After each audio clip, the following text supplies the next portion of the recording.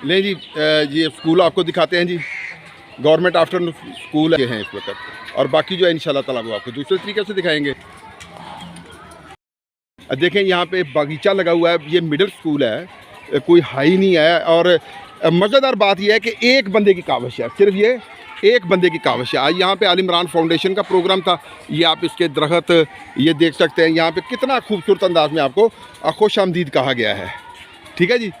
तो ये इसमें बाकायदा लाइट है, ये इसमें जो है वो रास्ते बने हुए हैं, और यानी आप हर अंदाज से इसको जब आप देखेंगे तो ये आपको एक अनोखा स्कूल आएगा। लेकिन एक जो तलख बात है कि यहाँ पे सिर्फ एक ही गवर्नमेंट के उस्ताद जो है ना वो अपना काम कर रहे हैं। ये जो है वो गवर्नमेंट को इस जानिब भी तवज्जो देनी चाहिए। अच्छा जी, ये इधर गर्ल्स के लिए है, ये ब्लॉक का नाम है जी इमरान हबीब कम्प्लेक्स। पाकिस्तान का मतलब क्या, ये ऊपर लिखा हुआ वाज़े रोशन। और ये यहाँ पे दरख्त लगे हुए हैं, आप इनको देख सकते हैं, फूल खिले हुए हैं, और फिर वही मस्जिद अल इमरान हबीब।